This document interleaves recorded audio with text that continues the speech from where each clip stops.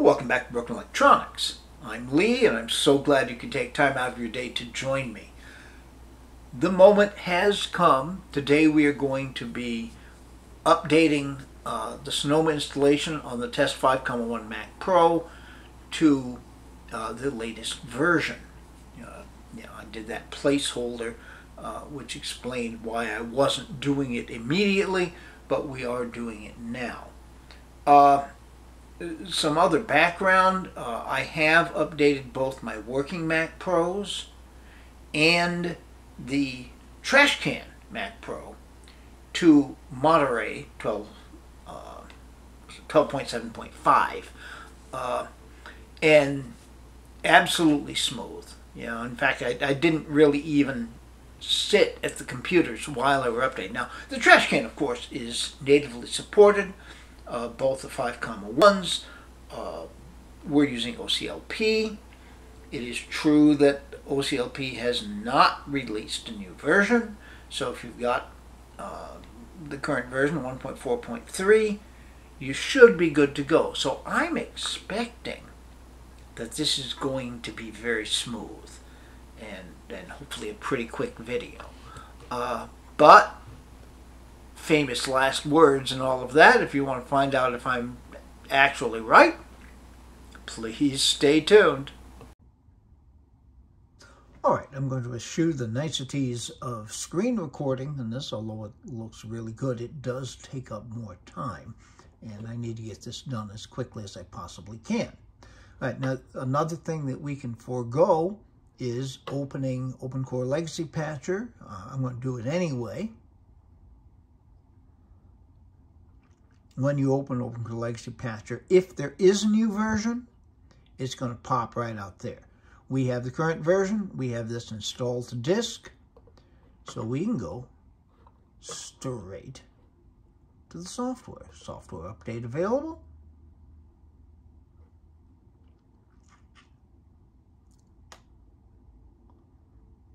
Taking its time. Okay. macOS Sonoma 14.5, and we shall click Update Now. And agree. And here's our progress meter. Now, of course, with OpenCore Legacy Patcher, if you do need root patches, you're going to have to download the full installer. So it's going to take longer than it would in a supported Mac. If you're doing Monterey, where if you have upgraded your 5.1 sufficiently, there is no need for root patching. Okay, now this is a useful thing. What it's going to do here is download the KDK, the kernel debug kit, and see, even before I clicked it, off it went. If you do need root patching, and if you have certain graphics cards, you really do need a KDK. One thing to be aware, if you're doing OpenCore Legacy Patcher to upgrade an unsupported Mac, you might want to wait a day before you actually go ahead and install the update. The KDK often gets posted hours after the first version. In this one, it came up pretty quickly, I understand, but it can be 8-9 hours after the install is gone. Now, on supported Macs, that doesn't matter. That's why Apple does it the way they do. On unsupported Macs, it really does matter. So we're getting the appropriate KDK. That's a good thing. Excellent inclusion by the OpenCore Legacy Patcher developers. And yes, we have about 16 minutes remaining in the download of the installer itself. Now 17 minutes. It was probably good that I did wait a couple of days to install this, because the download is going quite a bit more quickly than it would have if I'd done it the day of, as I sometimes do.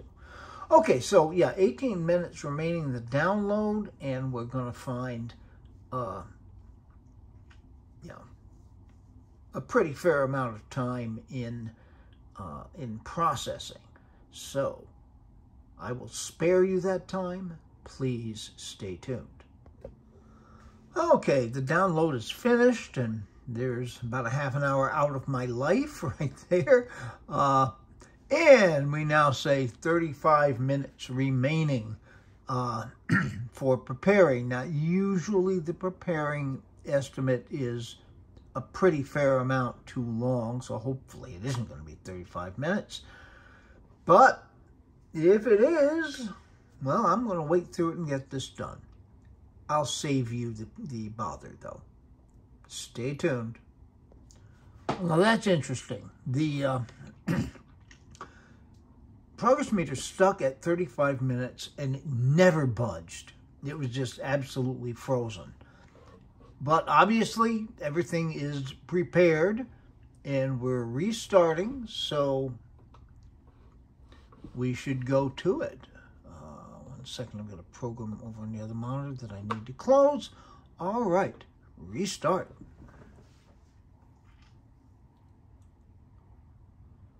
Yeah, that was a funny one. Usually you'll see the progress meter dip down. It'll be 35.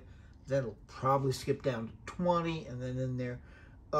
It was about not quite 20 minutes total. All right. Now, this probably shouldn't go on very long. And then we'll get a reboot and you'll see the verbose input. But again, you don't need to sit here and watch this. Stay tuned. And here it goes. Screens are black. And I know you can see this great mirror image in the camera. That's not reality. You know, when I look at it, I see black. If I look very carefully, yes, I can see myself. All right.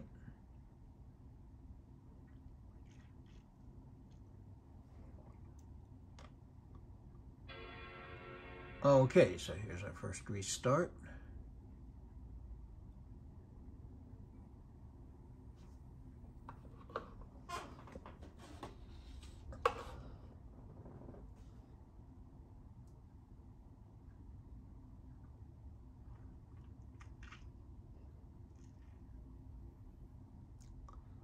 Okay, it's probably going to be the secondary monitor because it has just lit up. The primary monitor is still black. So yes, and indeed here we are. macOS installer is what we want, and off we go.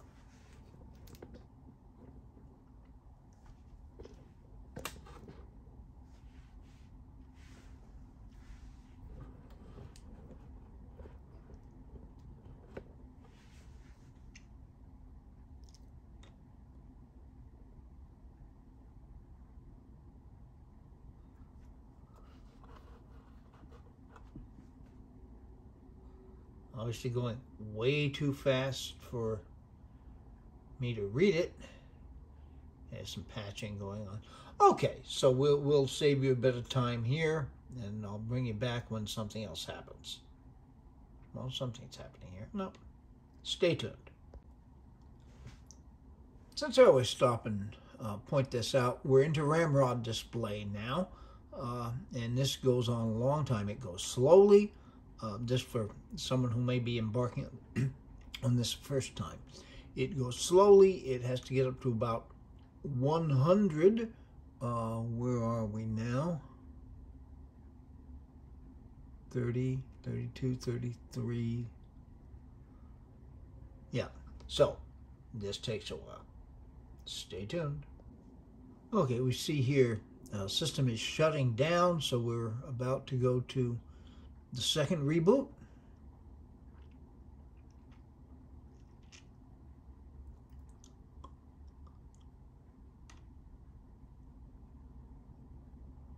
And if in fact this does go to the second reboot, this is going remarkably quickly. thank heaven.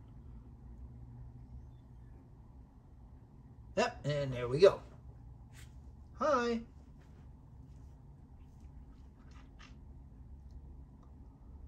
So I'm going to gamble that we'll be on the second display again. I never think of it, but I imagine I could simply disconnect the secondary display when I embark on this, and then everything would show up in the primary display, which would make my job of recording this that much easier. Okay, here we go. Screen has lit up. And it is in fact secondary display. Primary display is still dormant.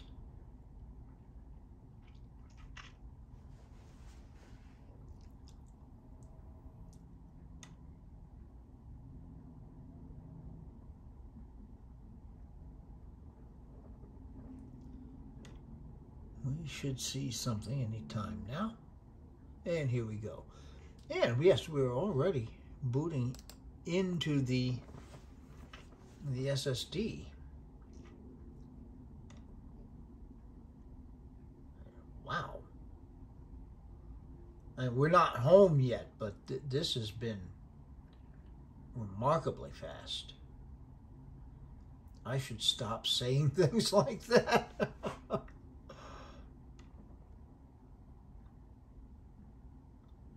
Okay, obviously we can't.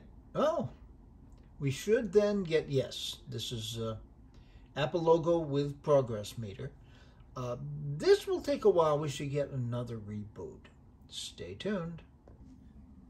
Okay, you may have seen just the tail end of the shutdown verbose output.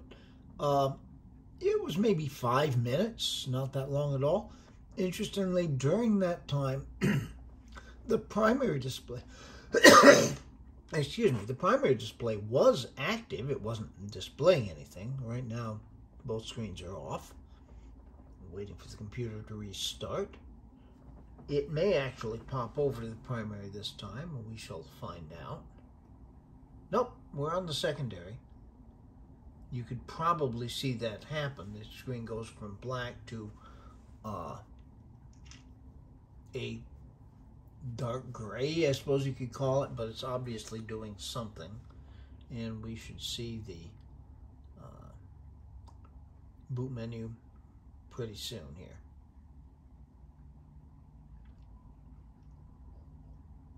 And there it is. So off we go.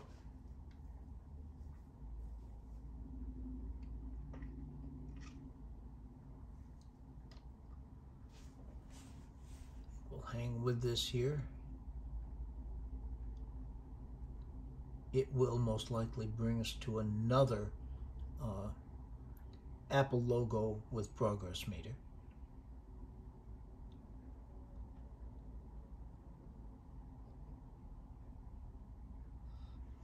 Yeah, you probably didn't see it there, but I just picked up a quick note, something about the kernel not eligible for acceleration.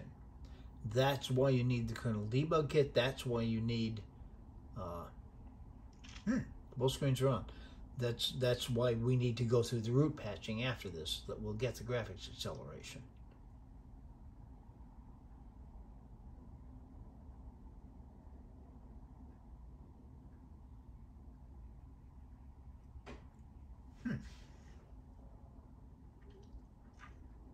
Both screens are on. Neither one of them is doing anything. Stay tuned. Well, no, here we are. And exactly as expected. Back on the primary monitor. But, yeah, about 9 minutes remaining. This is what I expected to do. Why that delay, I'm not sure, but no harm, no foul, I guess. Stay tuned. Okay, we're at less than a minute remaining. And progress meter's just finished in here. We should get started. I think we're heading for an actual boot. Oh, and look, here we are. I'll be darned. Okay, now you can notice we have a menu bar. We do not have a dock. We've got the icons for the drives. All of that is as it should be. But a black screen, no wallpaper or anything. That's a sign we're running without root patches. Another nice touch with OpenCore Legacy Patcher, it jumps in and says you're running without root patches. Would you like to install them? And we absolutely do want to install them. So we shall click OK. Authenticate. As I reach around the camera, oh geez.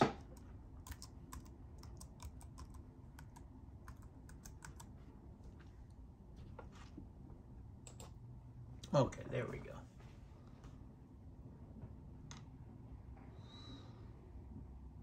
And here's the root patching. This doesn't really take very long, but this, of course, is why we needed the KDK ahead of time, and it is available there.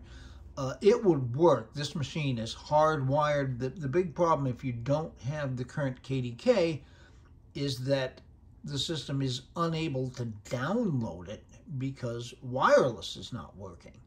But I keep it hardwired anyway. All right, stay tuned. Okay, so that's taking care of things. Now we need to reboot to apply the patches. Yes, we sure do, because you don't want to stare at this black screen. Secondary display is showing the verbose output for the shutdown. I'm hoping it'll be back on the primary display, but we shall see.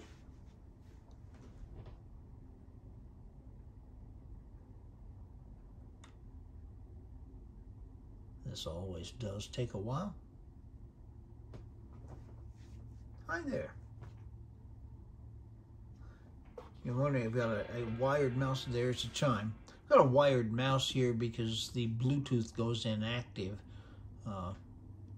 We'll be able to address that easily once, hopefully easily, once we're booted into 14.5.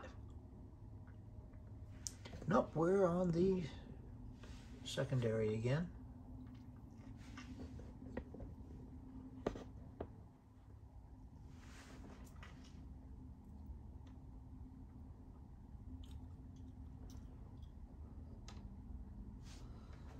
And here we go.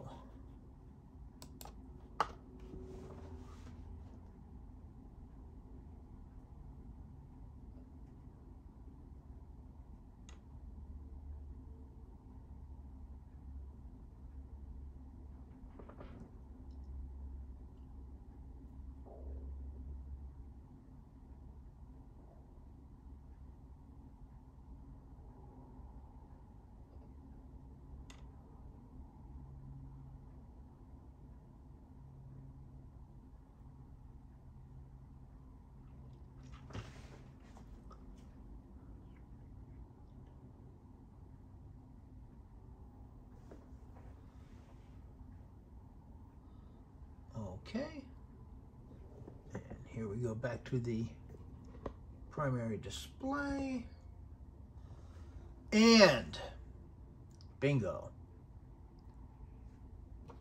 everything's up and running. Still no Bluetooth. All right, let's take a quick look about this Mac. Sonoma 14.5 right there. We're good. We're very good. Okay.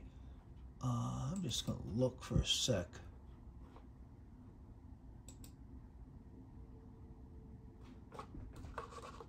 Okay, yeah, the mouse is connected. We got to connect the keyboard.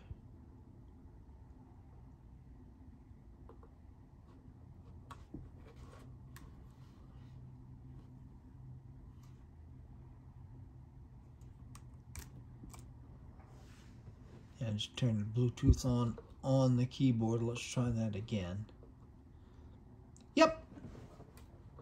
Okay. I got to do a video on this Bluetooth mouse and keyboard. Got it for $25 for both mouse and keyboard. Nice build quality. But that's going to be another video. All right, so as I had suspected, this was very, very smooth. About from the time I started the download to getting to the functional desktop was about an hour and a half. And yeah, then I've got to get all the files onto the editing 5.1, set everything up, do it. I've got to watch through the video and all of that, so it takes some time. Kills my afternoon. But anyhow, it's done. And I hope that this has encouraged you to go ahead and do this. There's no reason not to. I still recommend, if you're running a 5.1, stay with Monterey to the bitter end. You know, don't upgrade until it's officially out of support. It runs incredibly smoothly. There is no need for root patching if you've fully upgraded it. So I very much recommend that you do that. Okay, but here we are. Be good to other people. They need it and deserve it. Be good to yourselves. Any good that we do in this world has to start with being good to ourselves. We can make this world a better place. It isn't yet. So please take very, very good and careful care in these still difficult times. So we'll be back. I've got another kind of surprise video coming up on Tuesday. I've got, upgrade video on the trash can and on the main 5.1. Then we get the comparison of those two. And there'll be a bunch of other things popping in on the channel. Other than that, until those things are up and available in the channel, this has been Broken Electronics.